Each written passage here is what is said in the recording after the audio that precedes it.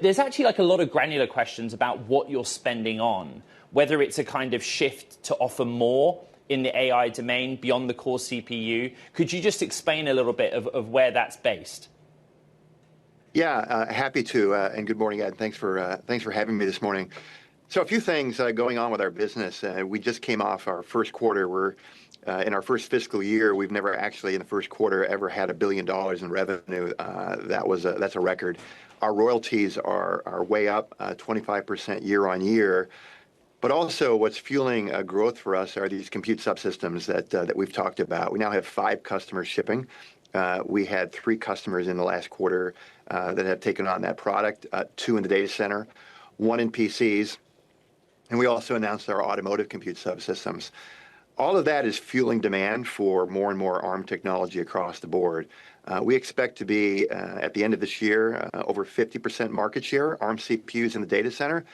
So as a result of all that, we are really doubling down on investing in this space. We see huge opportunity for growth. We see huge opportunity for ARM-based compute. We're the only AI compute platform that can run from very, very small devices such as earbuds, milliwatts, up in the data center into megawatts and gigawatts. So yes, we are investing more aggressively than we had anticipated, but I'm very confident it's the right thing to do. You talked about Project Stargate as an opportunity, and that project uses ARM for the core CPU, right? But I think I'm right in saying you talked about there's a unique opportunity to provide solutions. Is that an expansion of the CPU IP or building on top of it? Or are we talking about ARM moving into not just AI accelerators, but high-performance compute systems more generally? That would represent quite a shift in the business model for you, Rene. Yeah, so Stargate is an amazing opportunity/endeavor. I think, as you know, I'm not only the CEO of ARM, but I sit on the board of SoftBank. So I'm fairly close to what's going on with Stargate, which is a joint venture between SoftBank and OpenAI about really bringing a huge amount of investment for data centers. We announced a $500 billion investment in January. I think when Masa and Sam were talking a couple of weeks ago, Sam had talked about expanding this out to 10 gigawatts over the next number of years. That's a lot of compute. And in a 10 gigawatt investment or $500 billion, there's a lot of opportunity for innovation. Right now, all we're talking about is the fact that we are the CPU of choice. Grace Blackwell is the device that's being used. I think, as you know, Grace is based on ARM. So right now, that's all we're saying publicly.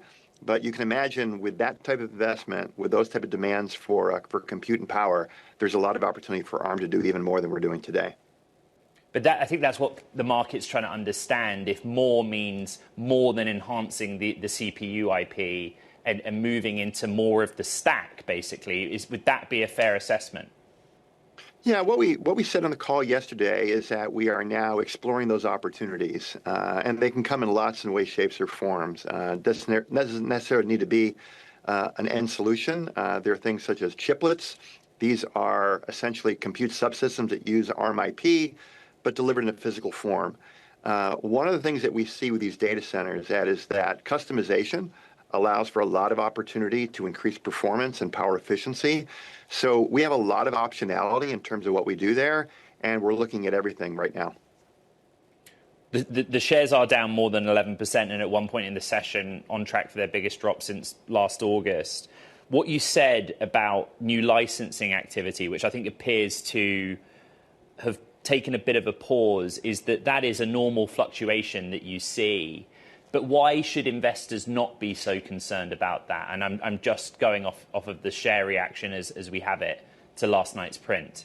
Yeah. As far as the share reaction, really can't comment on that. But one of the things about our licensing activity is that it's pretty robust and pretty sticky.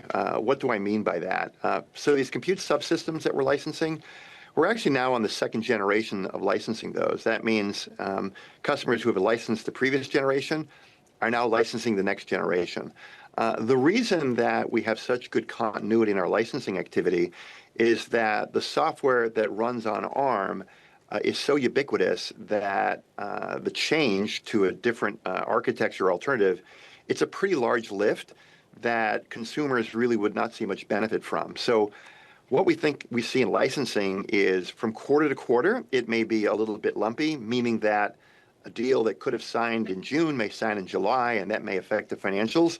But in terms of the overall health of the trajectory of the licensing activity, it's very, very strong. We've seen record licensing revenue over the last number of years, Ed, and people have just thought, could your licensing revenue really grow given the market share is so high?